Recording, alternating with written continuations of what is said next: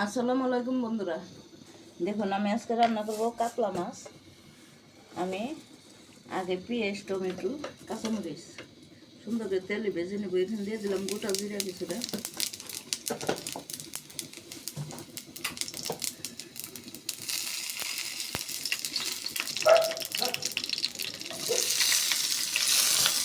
পেঁয়াজ, কাঁচামরিচ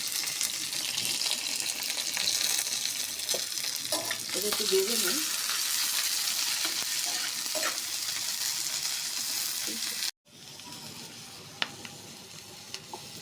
বন্ধুরা এখানে 2টা টমেটো নিচ্ছি, এখন টমেটোটা একটু ভেজে নেব।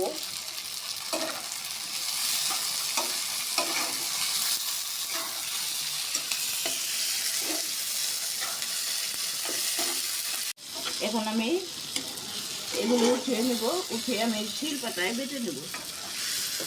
যতক্ষণ আমার সঙ্গে থাকবেন আমি তরকারিটা কীভাবে রান্না করি।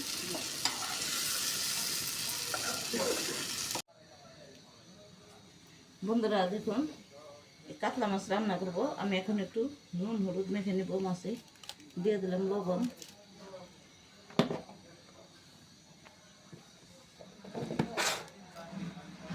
দিয়ে দিলাম হলুদের গুঁড়া, রান্না করব।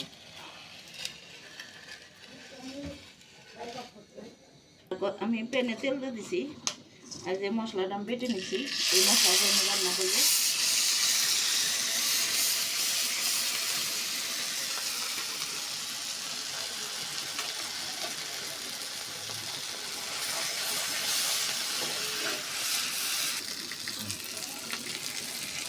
মশলা দেওয়া পানি,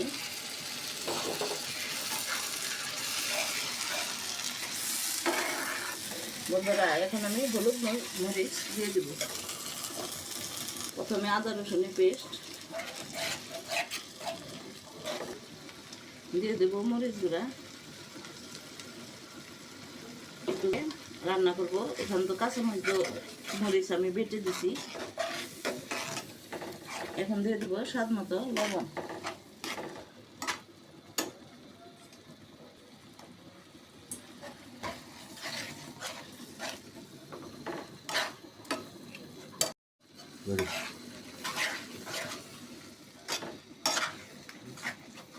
বন্ধুরা আমি একটু টক দই অ্যাড করে দেবো। টক দইটা আমি ফেটে নিয়েছি। বন্ধুরা কাতলা মাছ এইভাবে রান্না করে খেয়ে দেখবেন, এটা অনেক মজার একটা তরকারি।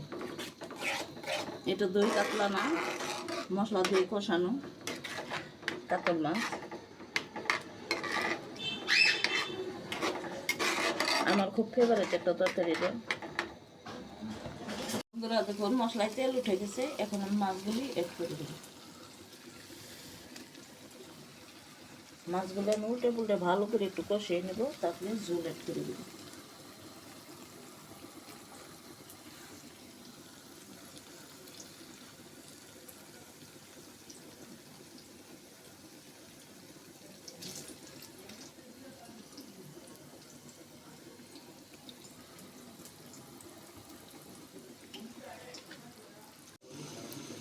বন্ধুরা মাছগুলি এখন একটু উল্টে দেব।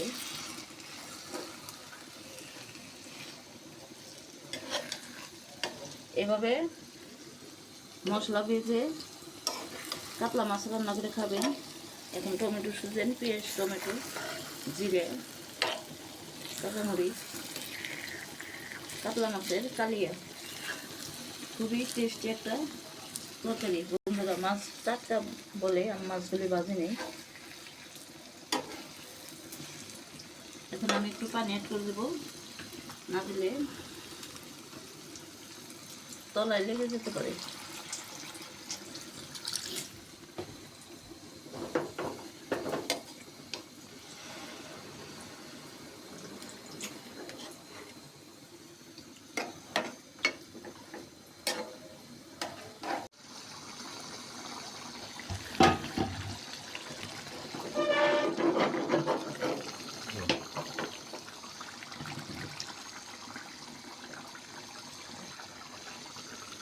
কাতলা মাছের কালিয়া রান্না হয়ে গেছে, এখন নামিয়ে পরিবেশন করব। বন্ধুরা, আমার কাতলা মাছ রান্না যদি আপনাদের কাছে ভালো লেগে থাকে, আমার ইউটিউব চ্যানেলকে সাবস্ক্রাইব করবেন, লাইক দিবেন, কমেন্ট করবেন। ফেসবুক চ্যানেলকে লাইক দিবেন, কমেন্ট করবেন, শেয়ার দিবেন।